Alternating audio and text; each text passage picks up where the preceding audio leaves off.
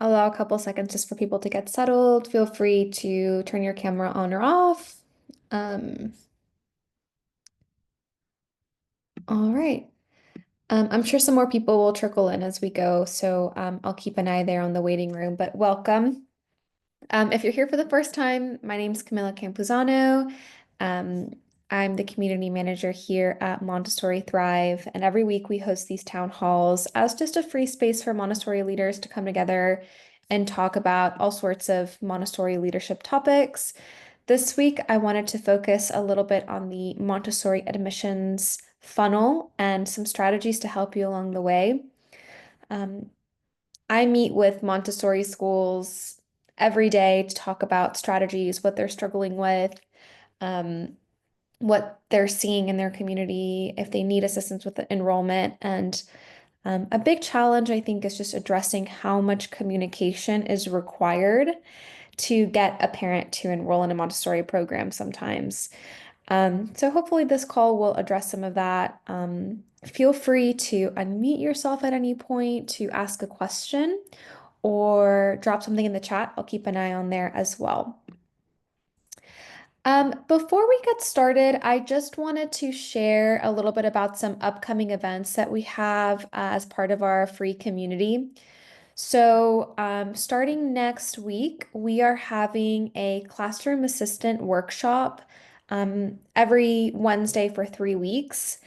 We started this as it's kind of a non-official training. So these are sessions for if you have any new assistants in your classrooms that haven't had prior experience in a Montessori environment, which happens a lot in Montessori schools. It's hard enough to find trained teachers, but it's very difficult to find trained classroom assistants, and there's often high turn over with that specific position. So these courses are designed to just introduce them to Montessori in general, so they know, why we observe, uh, a little bit about positive discipline, the Montessori approach, so that they understand why we do things the way we do. These are 100% free. Each session is an hour long, and you can invite all of your assistants or the ones that need it. Um, so we look forward to starting that series. These sessions will also be recorded and posted on Montessori Thrive, our free community, and they'll be posted on our YouTube channel as well. And then we have a free growth summit. So if you are located in LA, the Bay Area, Seattle, or Portland, we are coming to you this October. We have a free Montessori growth summit. All the information is on Montessori Thrive. These are going to be free events. We're hosting a couple happy hours at some coffee shops. And we are also doing some events at Montessori schools, free workshops, free networking sessions for Montessori leaders. So you can RSVP to those events as well. I'll share the links to those in the chat at the end of the town hall as well, and under the recording of this video. Um, in October, we are also looking to host a parent education workshop. We're looking for a couple of speakers. It's similar to our assistant series in that we'll meet once a week to talk about parent education with your parent community. They can join the calls for free. Each session is led by a Montessorian. We're going to talk about different Montessori topics. And it's just something that you don't have to organize. Just spread the word and let families know that they can sign up for free. Information on that will be available on Montessori Thrive soon, as soon as we get all of our speakers confirmed for that. All right. Getting back to the town hall topic itself, here's just an overview of what we're going to be discussing today. Again, at any point, if you have a question, feel free to stop me or just put something in the chat and I'll address it. We'll start off by just taking a wide look at the Montessori admissions funnel, probably something that you might be well familiar with already. I also want to talk a little bit about the Montessori avatar. So identifying your ideal prospective parent. And I do think this changes over time. So maybe your prospective parent might have looked different 5 years ago. So it's something that we revisit. How can we be communicating to them? How can we be reaching to them? Um, I also want to talk a little bit about your marketing foundations, just a couple of quick tips to improve your overall website, what you can be doing to optimize that to make your admissions funnel a little bit easier to manage. Measuring success and also email marketing, content marketing, all of this is useful in the Montessori community, and a couple of resources, and we'll have time for Q&A and discussion as well. What this call ultimately is about today is understanding prospective families, meeting them where they are, and nurturing and communicating to them consistently throughout the admissions and enrollment process. So, as I mentioned earlier on the call, I meet with schools almost every day to talk about what their challenges are, if they feel they're not reaching enough prospective families, how can they grow their enrollment? And oftentimes they have to take a really deep look at their admissions funnel, what's working for them and what's not. Um, what do I mean when I say Montessori admissions funnel? Because some of you may be familiar with that term, some may not. Ultimately, it's just how we're looking at people coming into our school. And like a funnel, there's a lot at the top and a little that comes out at the bottom. And that's typically what happens during the admissions and enrollment process. We might start off with a lot of leads. We might have people that have some interest, but how many actually end up enrolling? And what are we doing along the way to get those people from the top of the funnel to the bottom of the funnel? In Montessori, it ultimately comes down to two things, and that is to educate parents and to nurture them. So, what does this look like? How does this translate? What can you be doing to do these things so that you can ensure people go from top to bottom of that funnel and enroll in your classrooms? Here's an overview of the funnel, and I'm going to go step by step as to what each of these stages entails. As you can see at the very top, we have awareness, and at the bottom, we have enrollment. There's a lot of things in between, so let's talk about it step by step. The first step is awareness. This is where a parent is aware that they need to find a solution for their problem. They need to find a school. They need to find childcare service. This is also the most nebulous stage. This is just where you need to get your name out there. It doesn't necessarily mean that that parent is going to be attracted to your school, your programs. Thought leadership is very important here. What I mean by thought leadership is you need to be a school that really gives off the impression that you know what you're talking about. Um, what does this look like? How does this translate in the Montessori space? You have to use authentic imagery. You have to make sure that you're using effective content. What makes a school stand out? What makes a school look professional? These are the questions you should be asking yourself during the stage of how you can attract parents during the awareness stage. And you also want to speak to their pain points. Oftentimes, they need to know right away, is the school going to have a program for my child? What are the hours? What are the benefits? Um, these are things that you might want to address right away during the awareness stage. A couple of ways you can build more awareness of your Montessori school in general is just the classic marketing of banners, finding spaces in your community to advertise, whether that's a bulletin board, whether that's direct mail. These are ways that you can just build more awareness that you're there. You can also focus a little bit on social media and just posting. This is a great way to get exposure in a way that's cost effective because if you're managing your social media, it doesn't really cost money. It just takes a little bit of time. Um, and then hopefully we move into interest. If you've taken the proper steps to raise a little bit of awareness, um, position yourself as a thought leader, look professional as a school, then hopefully parents will become interested.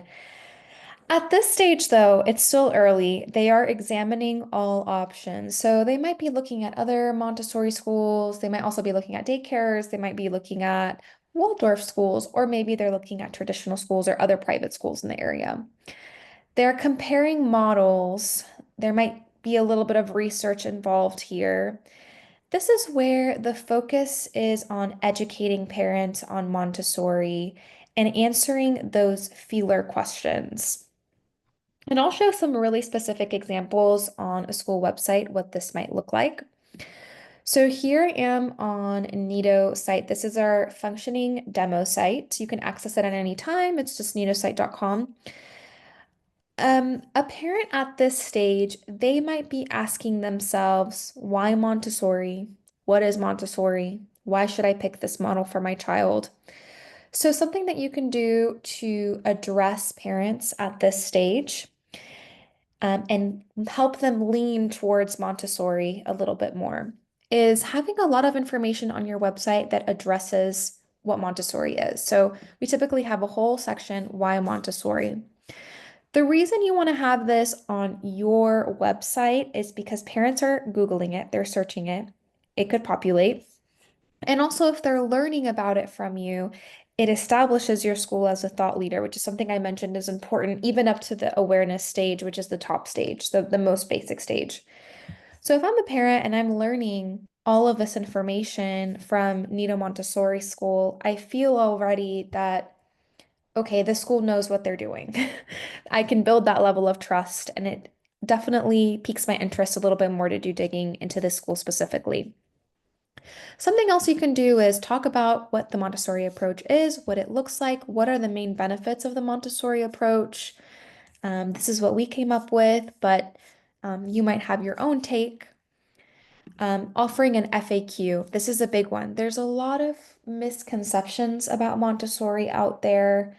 A lot of people that think that Montessori is something you can replicate in the home just by having a shelf and the materials, but it's so much more. So you can answer some questions about what Montessori is, get into the nitty-gritty. You can also do something like an FAQ, a video FAQ, something a little bit more interactive. Um, you could talk about Dr. Maria Montessori herself. I think this is an area that isn't always on every Montessori school website that I see. And it's nice to bring her to the forefront because she was a doctor, she was a scientist, and we can talk about that and expand on it on our website so parents can understand. And then we have our Learn More. So parents can get from us a couple of suggestions on where they can do their own research. Um, I've been talking to a lot of schools that are saying that parents are doing this a lot more recently. I'm not sure if maybe you've experienced the same thing at your school, but um, typically the parents that do enroll in Montessori and that end up being our mission aligned parents, they are the ones that do a lot of research. Whether that's before they have kids, when they have kids, when they're doing their search, it could be at any point in the funnel. But they're researchers. They like to understand and learn. So having this information readily available on your website is always helpful, and it allows them again to get recommendations from you to build that trust with your school. So these are a couple of things that you can implement at the interest stage to kind of catapult your school into one of like their top contenders. Excuse me, Camilla. Sure. With regard to the two stages that you talked about, awareness and interest, Mhm. is this where the school has not engaged yet, right? I mean, they're, or the parents are just doing their own research, looking at the website and other options, or has, I mean, what is the assumption? Has the school already, have they connected with the school already at this stage, in the first two stages? I'm glad you asked that question, because it's a really good one. And at this point, the idea is that they haven't yet. They're just in the early stages of exploration. So they became aware of your school, they're interested, they're doing their research, but they haven't quite taken that leap yet to communicate, whether that's fill out an inquiry form or send you an email or give you a phone call or schedule a tour. So this is everything that comes before and what parents are doing. So a lot usually goes into leading up to that stage, which is interesting. At least for the parents that end up enrolling, they do go through these kind of stages first. So they're going to be doing a little bit of research before they reach out and make a phone call. Next is consideration. This is where we're still not quite, we're still not quite there yet. While we have them making the phone call, even at this stage. So this is where they're kind of starting to narrow down their list. Maybe they've come to the conclusion that they are leaning more towards Montessori. They realize that they might need to do a couple of tours, but they're not at the point of scheduling it yet. And they might make what we call ghost engagements. This could be checking out your social media. This could be reading your blog. This could be just seeing if you have any upcoming open houses or events that they might be able to go to. They want to learn more.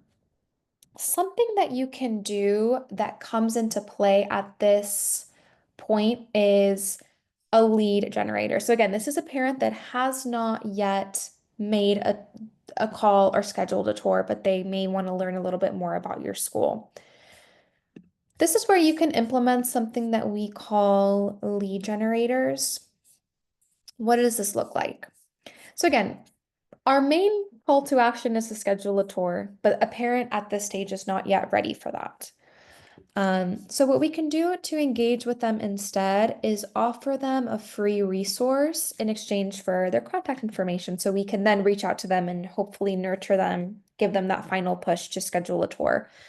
Um, in this specific example, it is the option to sign up for a 5-day free email course to learn about the Montessori difference. And if I'm a parent, I can just fill this very short form out in a matter of seconds, click this button, and I'm receiving informative material for the next 5 days. It could also be a free ebook. I know some schools that have opted to do a positive discipline free ebook. Maybe if you get a lot of inquiries about your toddler program or your primary program, but this is a conversation I had with the school leader the other day. She was like, "Oh, we've been having a lot of conversations with families that want to start in our primary classroom, but their children aren't potty trained, and that's a requirement for us."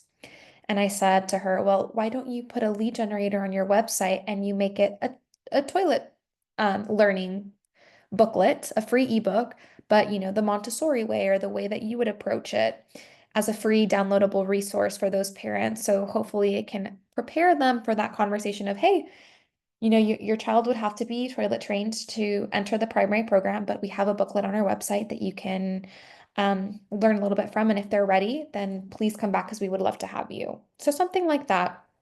This is an example of a resource that would be helpful for that specific community. But think about something that parents would find useful and offer that in exchange for contact information. So that's an example of something you can do at this kind of earlier stage. Remember, they haven't yet scheduled a tour, they haven't officially made an inquiry, maybe. In my example, they did, but at this point, not all parents have. Now we're finally reaching the stage. So it's pretty far down the pipeline. Could I ask That a they're question about the you mentioned in exchange for contact information, right? How does that look on the back end? Like how do you gather or sort of collate the data? Is this so like exportable to a file or something? we use something called the CRM software, client relationship manager software. If you don't have something like this embedded on your website, I really recommend it. So if you use any sort of form on your website, and this really helps with managing your pipeline and your funnel, all of those contacts should come into one place so that you can manage it because this is really important to make sure that you're actually following up with those leads, you're adding them to email lists. So for example, that um, lead generator that I just showed, if a parent were to fill that out on the back end, it would look like this. I would get a notification that someone requested a free or signed up for the free email course, and all of their information would fall here, and I would be able to see what form they completed on my website. This also automates it so that whenever they sign up for that, for instance, the 5-day free email course, they're automatically getting that without you having to go in and manually send out 5 emails to this one lead. Um, but this kind of software allows me to do that. Um, some schools, if you don't use a CRM software, there are alternatives, but they're a little bit more manual. So you can use things like MailChimp, I believe. Um, but that's more specifically for email marketing and making sure maybe they are delivered one thing. This is a more all hands on deck lead and contact manager for your school. Thank If you you. don't use a CRM, I highly recommend using one just because I think it makes all of the communication that's necessary in the admissions process a lot easier. Um, I have a quick question about that. For somebody who wants to drill further down to really understand how we can use the contacts of the CRM to put it in good use, do you have like a video tutorial? yes, we do. We have a full online course, and Sarah, the best way to access that is get in touch with your client manager and let them know that you're interested in accessing the CRM course, and they can send it to you. You can use it, you can access it at any time. Okay, great. Thank We you. also have weekly office hours. I believe they're usually on Tuesdays. They're an hour every week where you can join live, and that those are more for if you need kind of more hands-on help. There's the CMs online there to help you with anything that you might need in person. Or also just reach out to your CM in general and see if they would be willing to hop on a call. They're usually very helpful with anything that you might need. But yeah, the online course is really in depth and it will kind of go into every aspect of the CRM from tagging, creating tags, creating email campaigns, automations, workflows. This is a very kind of helpful system when you know how to use every element. So yeah, that's always Mhm. available to you. Thank you. All right, so now we finally moved into intent. This is where they finally make a contact, a phone call. And I'm not saying that every parent is going to go through the other steps to get here. Sometimes parents are just calling everyone and they don't have to go through these stages, but let's assume they went through the stages, they did their research. What do you do at this stage? So this is where they might be asking for social proof. They might be looking at reviews, credibility. They've kind of gone past the, okay, I know that you have what I need. I just need to know what other people think about it, and I need to come see it for myself. Um, this is where you want to have in place some clear calls to action about what the next step is in this journey. This is why strategically on our website, we place several buttons to schedule a tour because we want it to be clear that we want that to be their first sign of intent. We do have a general inquiry form or a contact us form for general questions, but we don't put that as our main CTA because we want them to understand the first thing that you should do is come and see us in person for yourself to see what a Montessori classroom looks like. So we make that very clear. We put it front and center. We put it on our navigation bar. If you scroll down on our homepage, it's the number one in our how to apply process so that parents understand that is what we want them to do. We want it to be as easy as possible for them to do this. The reason why, as well, is in our experience, usually when they come in to our environments or they come in for the tour, they're able to meet us, they're able to see firsthand how incredible a Montessori environment is. That is the quickest way to hopefully get them to enrollment. So this is what we want them to do. Um, so we want to make that very clear. Next is the evaluation stage. So at this point, hopefully you've been able to get them in for a tour. They're able to come in for maybe tours or observations or an open house event. And now it's time to really nurture these prospects. Some parents are going to want to sign up right away, and that's great. We've blown them away with our tour. They completely understand and see the vision. Some of them might need additional convincing. They maybe think that another private school might be a better option, or they're not 100% trusting the Montessori approach just yet. They need to see a little bit more information before they make a decision. So this is where we can continue to check in. We can send them email nurtures. What I mean by this is after a parent comes in for a tour, we can add them to an email list where maybe once a week or once a month for the next couple of months until they enroll, they're getting an email from us saying, "Hey, we'd love to inform you a little bit more about Montessori. Here's what you may have missed on our tour. Did you notice this about our classroom? Did you notice this question, and kind of engage them a little bit more. You want to be very clear about the admissions process and hold their hands and offer support as well.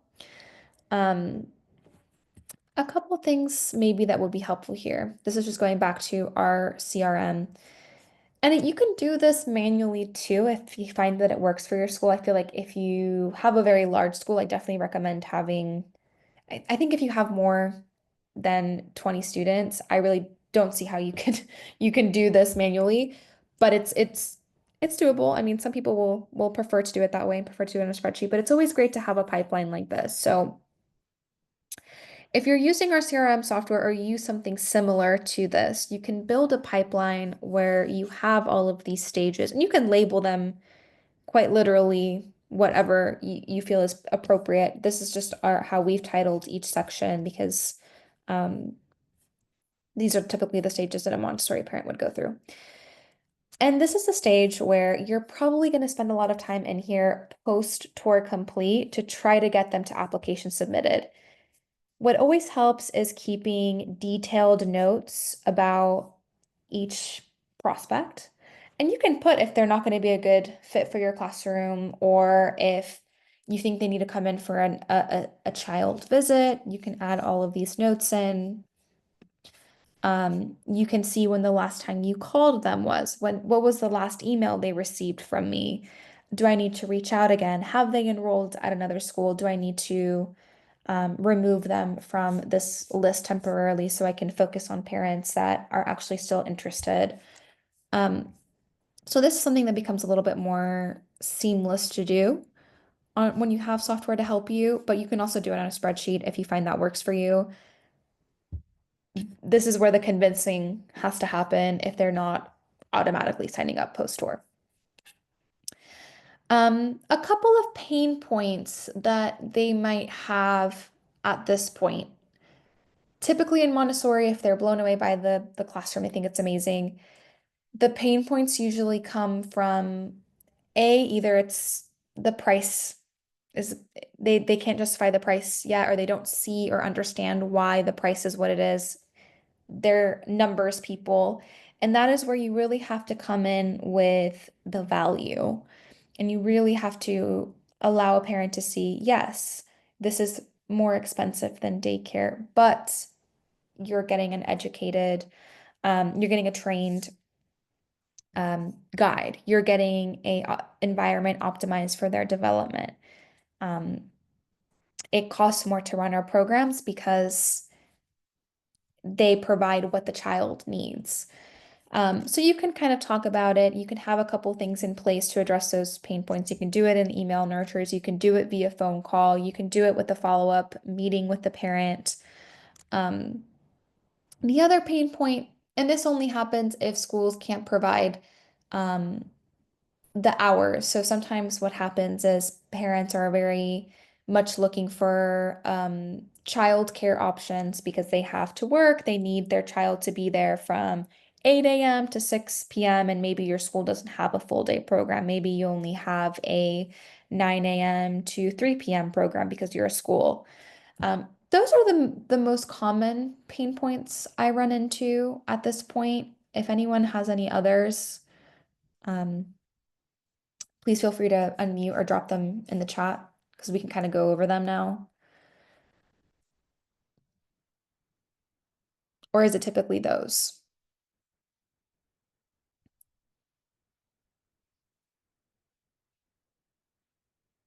Yeah, I find it's usually 9 times out of 10 it's price. But all right.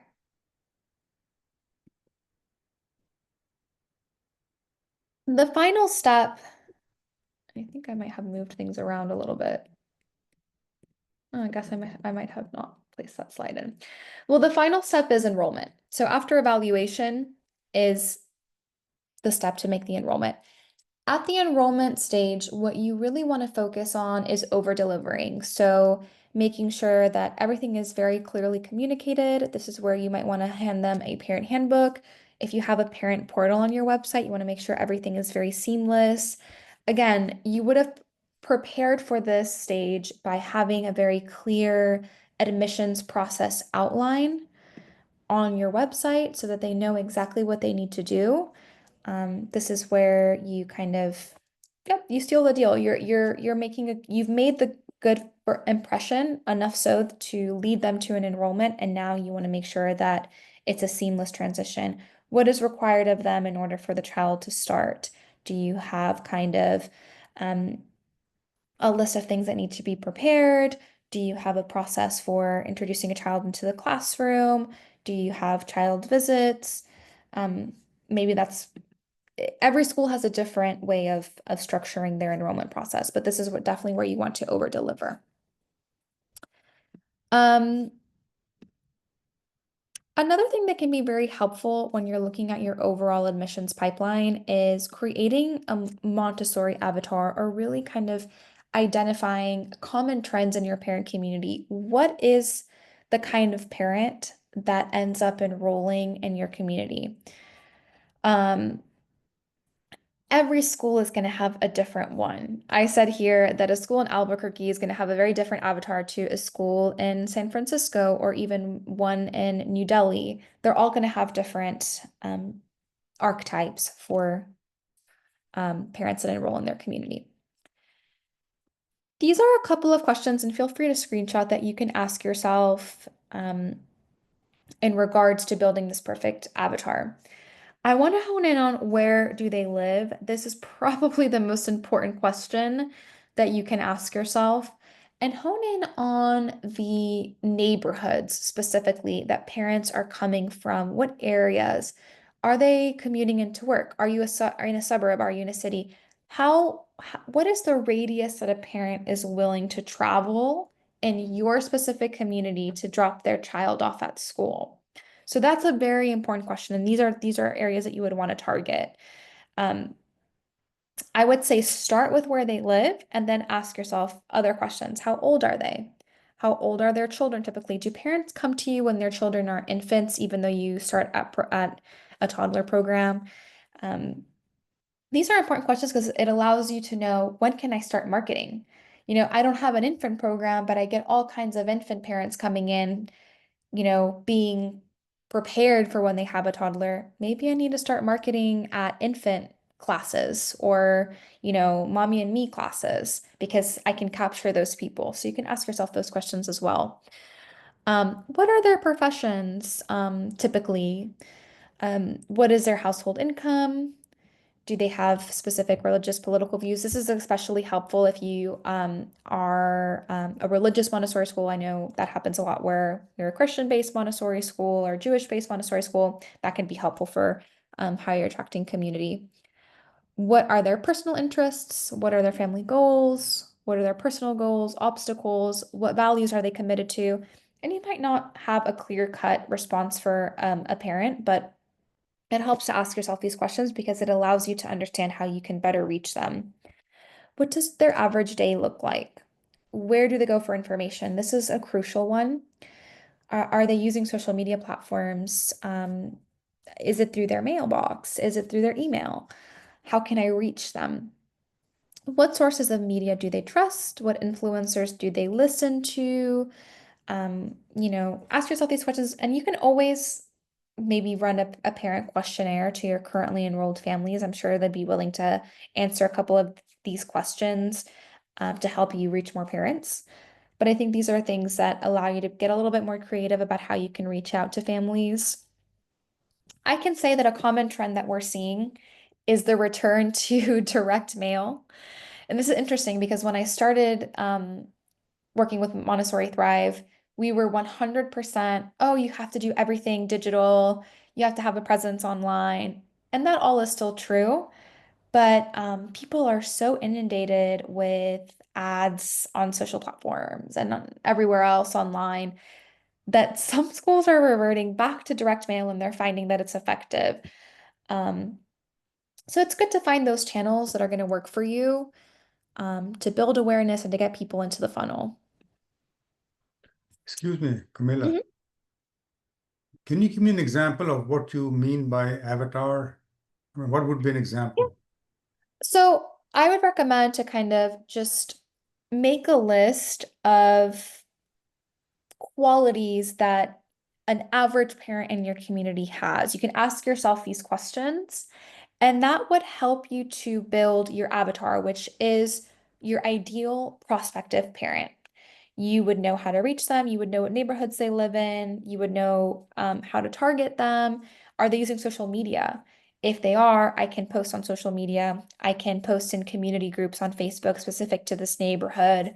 I can do a little bit more now that I have this knowledge in terms of reaching out to them. What values they're committed to. That's helpful because it helps you understand what their psyche is. What language would appeal to them? What do they respond to? Do they like to be told things in a more logical way, or are they more emotional? Typically, when parents come into your school, are they making the choice to choose Montessori because they love the science behind it, or because they're so overwhelmed by how beautiful the environment is and they just feel they can't envision their child anywhere else because this is just perfection what I'm seeing before me on this tour. Um, it helps you to understand how you can speak to the parents moving forward. Here is my concern, though. I feel that a lot of schools have such a diverse community. So how would you build an avatar? Because there isn't, it's not a homogeneous Mhm. community that you can build a. So how do you deal with that when there's such a diverse situation? You can have multiple avatars. You're not limited to just Nice. one. And it's good to build multiple because then also you are able to speak to multiple parents and you're able to meet them where they are. I recommend asking kind of doing a temperature check on your current families to see kind of how they lean or why did they choose Montessori. What was it about the tour? What was it about our school that made you sign up, that made you enroll? That can give you a lot of insights on how to speak to parents. And typically we can gauge what kind of parent they are on the tour based on the questions that they're asking. They're asking super scientific questions, super what are, do Montessori kids get into good colleges? Do they do well in traditional schools if they transfer over? Is my child going to be behind? Okay, this is a parent that wants to see the data. They want to understand our approach scientifically. Um, so it's good to have those anticipations ready so that when a parent does come in and ask those questions, you can respond to them and you can hopefully push them further down the funnel if that makes sense. But yeah, my answer to that is there's probably going to be multiple avatars in your community, but it's good to understand what the majority is like. Yes, Rupal, you have a question. Well, I don't have a question. I just want to say a little bit about the avatar. Um, we just took one question, where do our parents live? And we looked at the data from 9 years and looked at all the addresses that we had from 9 years. We had been advertising in several towns around our school. And what we found from the data is that 90% of our students lived within 2 miles of our school. That was such an interesting revelation for us because we thought that we were attracting students from other towns also, which we do, but a majority of the people come from. And so last year we changed our advertising campaign and we just did yard signs within that 2 mile radius, and especially from their particular roads that they come from. So we just did our campaigns over there. And so it was cheaper, it was targeted, and our what happened was our summer program was full because of that. And everybody saw these signs all around their neighborhood because that's where they engage mostly. Whether they were going for music classes or gymnastics or this or that, our signs were everywhere. And that made a difference. So we just took one question from this list and it made a huge difference. In fact, now I'm working with Nido on our Facebook campaigns, and we've changed our location zip codes because of these kind of questions. So I just wanted to share that. Thank you, Rupali. And I love that. I think it's so important to do temperature checks and see where are your parents coming from? Absolutely. And that allowed you in turn to set up a much more effective marketing strategy. If parents are prioritizing being close to the school where they send their child, it wouldn't be an effective use of your marketing budget to market to a town 30 minutes away, even though you would be willing, maybe personally, to drive that for a Montessori school. If the majority of your parents or your community isn't, capitalize on the fact that you're in a very targeted area. I love that example. That's my favorite question to ask on here. I think it's the most relevant one if you're running a Montessori school because ideally you are marketing on a very, very, very local level. And with what Rupali said, it's more local than you might think. Yes, Rupali. I just wanted to add something more over here uh, to find out all these details about your families at your school. You can also do a survey. And I don't know, Camila, if you already mentioned that, but you can design surveys for the beginning of the school, the middle of the school, the end of the school year. And these are good questions to ask at the beginning of the school year and get to know what your families are like. We do this every year, and that also helps us get information. Absolutely. Question for Rupali. Rupali, you mentioned about the yard signs Yeah. that you use and you found it very effective. But for example, if I have a school that has like maybe 7 or 8 different subdivisions from where most of our students come, but I can go and put yard signs in those subdivisions because there's a lot of, I mean, you have to go through a lot of hoops. You have to go through the homeowners association, this thing. How simple is it in your area? Is that an issue or not? So we don't go into like private areas, but we do like along the road, they are coming out of the subdivision, getting onto a highway to get to their school, I mean, to their place of work.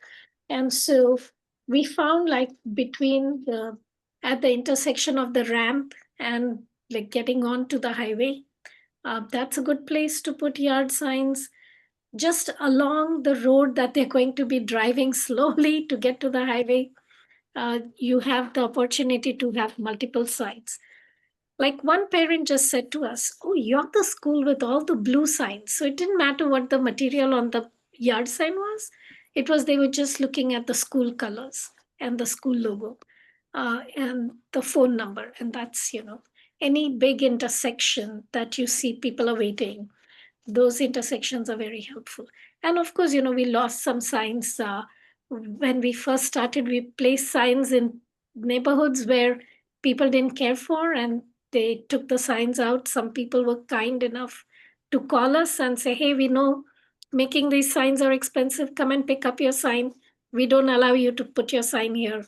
So do it till somebody tells you not to do it. Just don't ask for permission. Go do it first. I don't know, Wali, if that answers your question. No, it does. It does. We used to have, I mean, we didn't really do much with the kind of thing you're talking about, but we did try a lot in the print media at one time in the beginning. Like now, I think Camilla is saying now there's a tendency for them to go into prints and things like that. So, but we dropped it because we didn't really have a whole lot of luck. Mm. But what you are trying, Rupali, we really have not tried that. Maybe worth a shot. Yeah, Wali, it's such an inexpensive way to do it. Nido Marketing will design your yard sign and you just give it to a local printer, get it done, few $100s, and much better results. Good. So one thing I wanted to add about the idea of the direct mail is that it's getting easier to target as well. It used to be when you sent out a mailer, the list that you got was for an entire community, but now you can dig down and target parents who make over this amount of money, parents who live in a certain area. You can get much better lists. And Elizabeth is actually really good at that. She knows what companies can help you do that so that you can target a little bit more specifically to your ideal customer. So, Don, are you talking about contacting maybe the marketing companies, right? That they'll do the marketing mailer for you. Are you talking about those kind of companies that to work with, or? Right. But Elizabeth has been kind of researching who does it A, well, and B, less expensively. And sometimes all you end up doing is buying the mailing list, right? You pay for the mailing list. You don't actually let them do it for you because that costs even more money. Right. Elizabeth is way more versed at that, at explaining that and discussing that than I am. But yes, we are seeing postcards as actually producing much better results than they did in years past.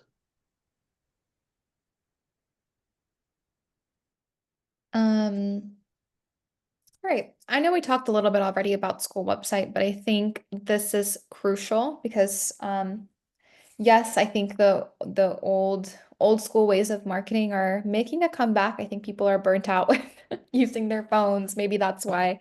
Um, but your website is still something that they're seeing before they see your school. So it really needs to be impressive. Just a couple of essentials, and the reason why I included this in our admissions funnel conversation is because you can't have a funnel at all if you don't have an effective website nowadays, and your website needs to have strategies in place. Now, I pointed some out like the lead generator, like the clear calls to action, but just a couple of things to notice about our sample site is that it's a clean, modern design. It's easy to access. You can use it on a smartphone, you can use it on a tablet.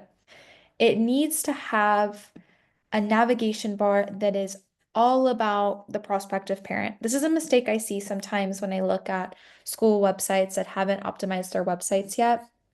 It's that they put parent portals stuff on here, they put things that are not applicable to their prospective community. This is just an area for conversions to come in. This should address questions that prospective parents have. This should engage with new parents. So really focus on that. Um, Another thing I didn't point out, and I'm not sure how many people do this at their schools, but gating your tuition. Oftentimes, what happens, and this is I mentioned ghost engagements earlier in the presentation as part of the admissions funnel before they reach out. Probably the biggest ghost engagement that you're getting is parents coming to your school website and looking at your fees and then leaving when they don't like the numbers. Without ever engaging with your school in any other way, you've kind of lost them before you even had the opportunity to have a conversation. So our recommendation here is to have that form in place so that you can gather the contact information, and you can reach out to them post tuition being handed to them. We also have here a compare and contrast. I recommend every school kind of make their own version of this, but we're basically describing here what are the benefits. What this is a value-led decision. Montessori is rarely going to be the cheapest option in your community. We're not about providing, the cheapest childcare. We're about providing a foundation for life. This is what we do. This is what your child is going to get in our environment. This is why you should consider us. And here's what you're going to be missing out if you go to a traditional daycare or traditional school, or if you go to a different private school that doesn't have Montessori philosophy integrated into the learning. So I recommend having something like this because it addresses the pain points a little bit. But yeah, have a way to gather that information, that data, because you've built a beautiful website, you've put work into it, you deserve to have leads and conversions as a result of that. So these are typically what I recommend people to have on their website, just if you want to optimize it for enrollment. These are some examples of some websites that we've done over in the past. And they've all been wonderful clients, and you can see kind of a transformation makes a really big deal off of just first glance. If I'm a parent and I can see a very clean and modern design, I already feel like this school is more professional. I can see what they want me to do right away, which is to schedule an information session. I can see right away what ages they serve, so the message is a lot clearer. This is another website that we did a couple years ago where they had a very, very bare bones when they had just started, that it just didn't communicate Montessori whatsoever, and they had such an incredible program. So we were able to take that and communicate it effectively in their new website that actually reflects the work that they're doing. And same here. Again, sometimes when we're using stock photo imagery, it can actually, that's very clearly stock photo imagery, it can actually cause a huge disconnect. If I'm a parent and I'm seeing this, I know that it's stock photo imagery and it doesn't say Montessori in any way. It doesn't really speak to Montessori. Whereas this website, I see an authentic photo of, Montessori children in a Montessori environment. It tells the story, it's more effective. So just a couple of things to consider, because this is what parents are seeing at the top of the funnel. You want to get them to take the next step. So what is going to get them to take that next step, to reach out, to make an engagement? These are my do's and don'ts, so you can screenshot it. I'll also be posting this recording on YouTube later, but you can screenshot this now. These are the things that you absolutely need to have on your website in order to get people to make the next step in the admissions process. Have a clear CTA, testimonial, social proof of some sort, the nice layout, imagery. I highly recommend having Montessori specific photographs, ideally from your school, but if you have to use stock photography, it should be still within a Montessori classroom.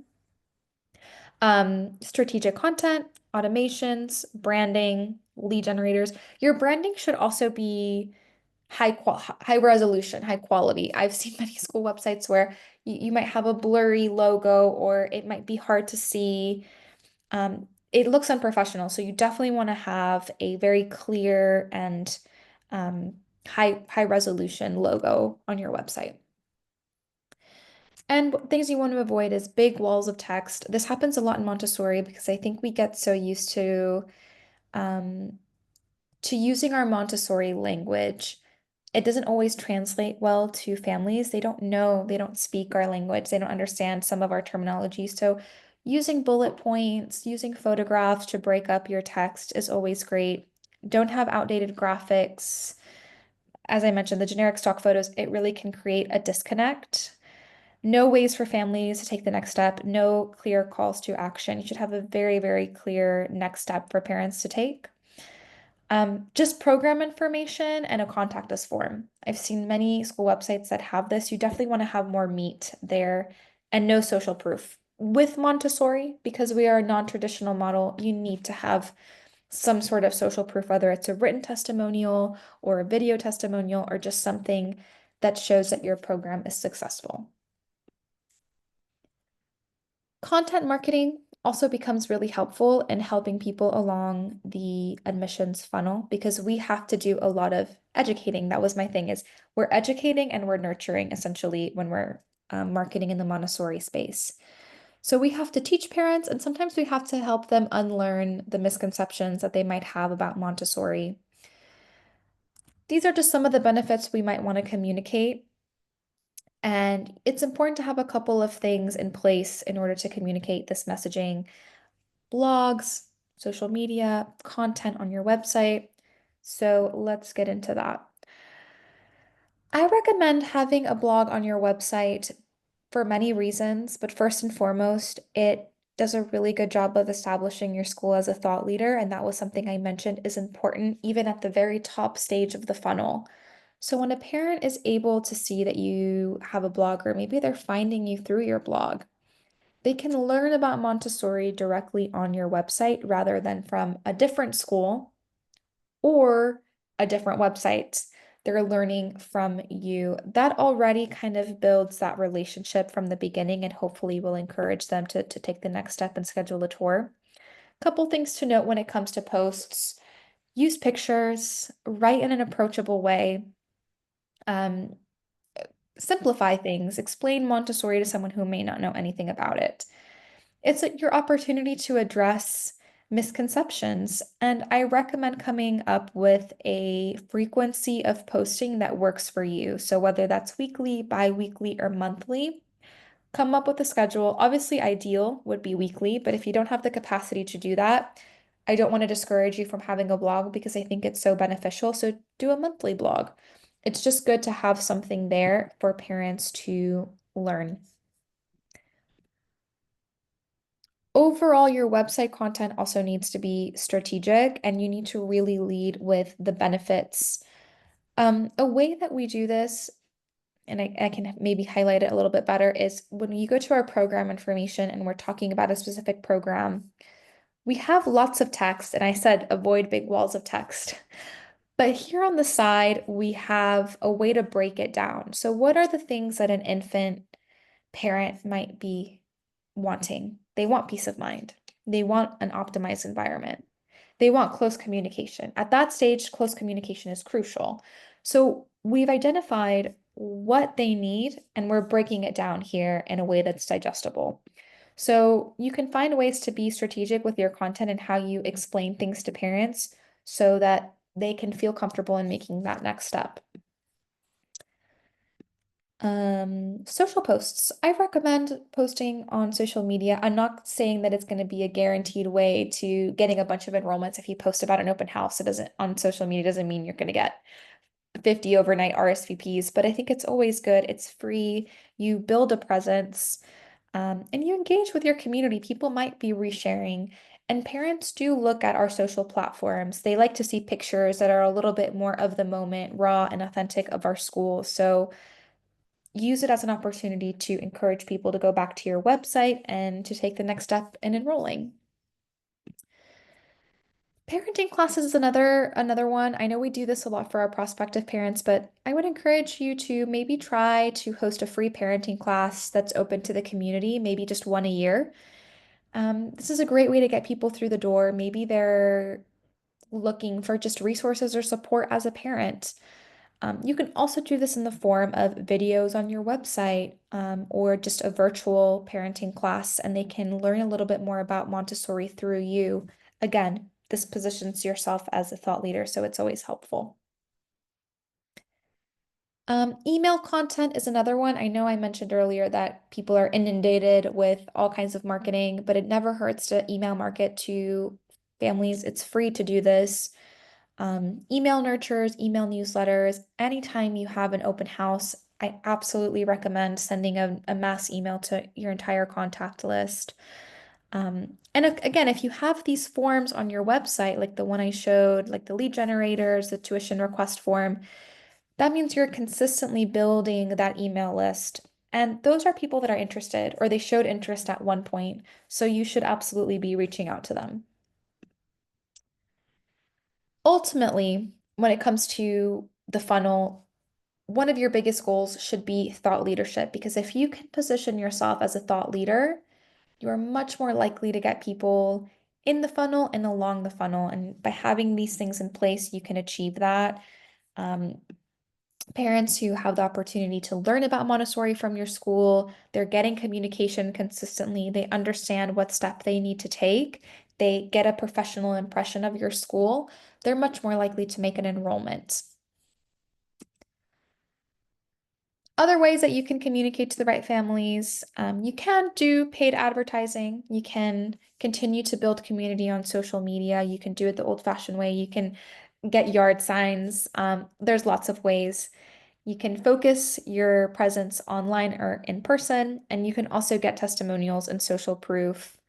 But ultimately, I think all of these practices help in optimizing your overall admissions funnel. Finally, I'll talk a little bit about measuring success. Yes, Sarah. I have to hop off. This has been a really great topic because I run admissions. So I'll check out the last bit of it on your recording. But one of my biggest pain points that we kind of just graze through today, and I think it could even be its own topic that I wanted to suggest, and curious if anybody else has these pain points, but it's the waitlist management side of it. For me, it's how to best nurture identifying events that we can start having waitlisted families participate in, as opposed to just these emails. And then it's on the other side of it when you have a family who applied who is not your avatar. And it's how to manage those families as opposed to keeping their open-ended waitlist time, hoping that they forget about you, because that's not a very professional way to go about it. So it's effectively nurturing the prospects that you feel are in line with Montessori values and you want them at your school as soon as an opening happens. But then on the flip side, it's how to manage the families that just you just know it's not going to be the right fit, and how to handle that conversation. Yeah, and we've had a couple of conversations in the past about waitlist management. It's definitely one we will do again because I think it's important to also have a system in place to still have make a good impression to those families because being waitlisted is not the ideal situation. So how can you maintain strong relationships? And then when a spot does become available, how can you move forward from that point? And absolutely, it does happen where we sometimes feel that a parent is not the right fit for our school and we don't feel that it's right for us to give a spot. So how to handle that? Um, I'll definitely put that at the forefront as one of our upcoming town hall topics because I do think it would be helpful. Does anyone else find interest in this topic? And if there is a town hall recording on this exact topic, could you send it to me or remind me what date and year it was, and I can try and track that down? I I can missed email that you one. later because I think we've had maybe one or two. So I will Okay, put I'd that and love I'll to email hear them to it. you. Yeah, Thank sure. you. All right, thank you. All right, to just a couple things to make sure you're on the right track in terms of are these things working? I recommend if you have a way to track website visits, absolutely do that. Observe how many tours you're getting and where those people are coming from. If you're sending email marketing, you can see who is opening your emails. If you're using something like MailChimp or CRM, what are the metrics on that? Who is clicking? Are they being opened? Um, Lead generation and admissions, of course, keep track of the number of inquiries and tours that are being scheduled month to month. Naturally, you will have slower months. That's okay. It's not always busy. And ask families how they hear about your school. This is always a question that you should be asking people that come in for a tour was, how did you hear about us? Was it Google Ads? Was it word of mouth? Was it on social media? Definitely get that feedback and see what's working for you. I want to wrap it up because we're towards the end of the hour now. Well, we're past a little bit past the hour. But I'd love to know what town hall topics you'd like to see in the future. I'll definitely do another one on wait lists and just how to handle no's in the admission process. And if there's any speakers you'd like to see, we love reaching out to Montessori thought leaders. So if you have any suggestions, feel free to share or unmute yourself.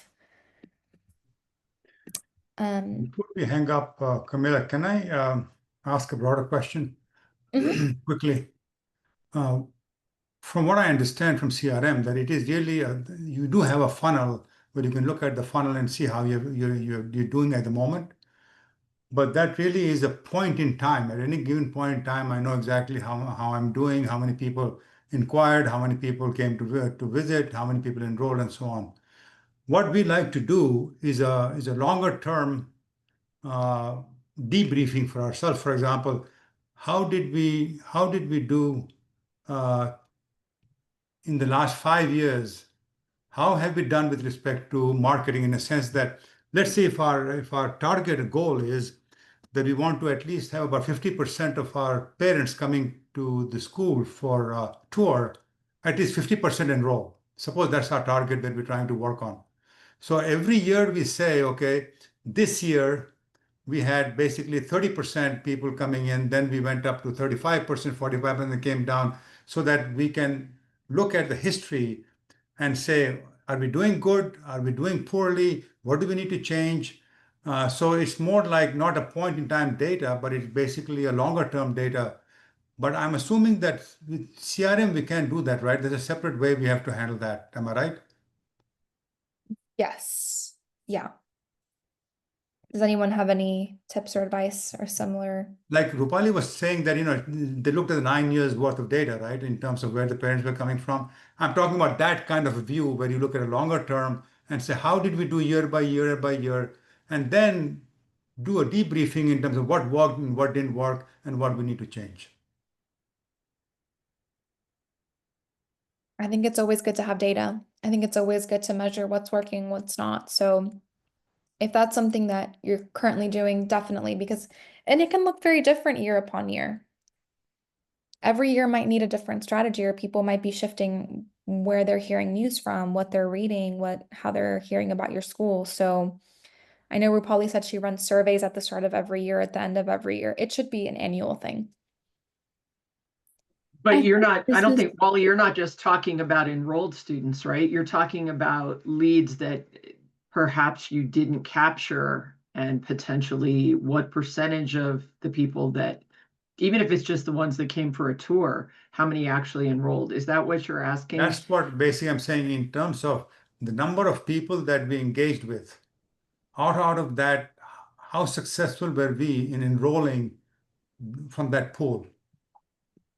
I mean, if I'm Right. finding that year by year I'm doing only 30% of conversion, that may be a pretty poor track record. We need to do something different, right? And then it'll give us that kind of a feel when we look at like a multiple year data. So that's where I was coming from, Donna. Right, that's what I thought. Yeah, and I used to do it manually. Because we had spreadsheets, but I'll Yes, bet we could yes. pull a report. I'll bet we could pull a report from a CRM at some point. But we used to literally, I had spreadsheets, and I kept track of that because I also wanted to know where they were coming from. Did that change year over year? Right. All of those things. And I just did it on a spreadsheet because And it and was I did the very same thing. manual. Sorry, I did the same thing for last 10 years in terms of spreadsheet, where we basically would know how many enrolled each year based on the total number of parents we engaged with. Also, we had another section where we say, okay, what were the source of information? What brought them here? Basically, website. It was referral by friends, print Mhm. media, and so on. So I will see, okay, X% came from here, Y% came from there, and then say, well, maybe we need to focus more on, for example, in Rupali's case, it'll be science. You may find that, hey, this year it looks like science was 60% or something like that. So you would put more money on those rather than giving into like print media where only maybe 20%. So that kind of thing I also used to carry, and I did the same thing. Donna was a spreadsheet before. But I was hoping there's a tool that, I was hoping the CRM would have that extension that would allow you to do that. But the CRM I have seen so far, I don't think is built in to do that from what I understand.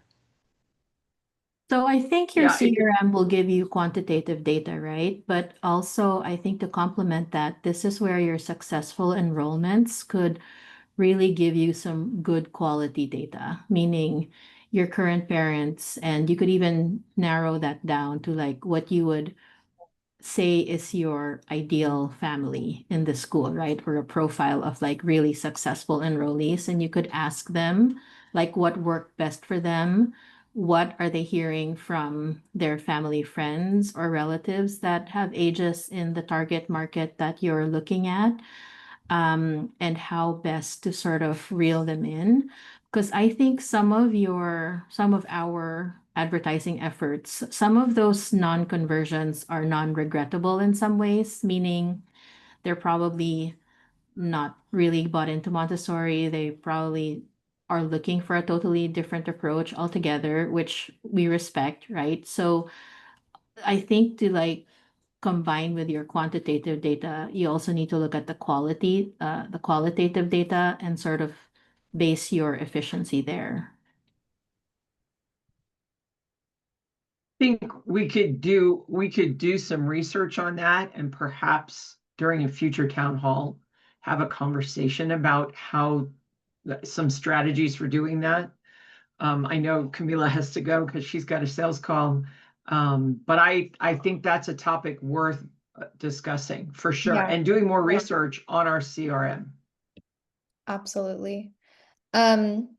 Before wrapping up for this week, I just wanted to share next week we're going to be talking a little bit more about planning successful parent education events, but I'm definitely going to add on the list waitlist management again, and we'll do a conversation about just collecting data and seeing how you can improve year upon year. We'll have, I think that's definitely one that is worthwhile.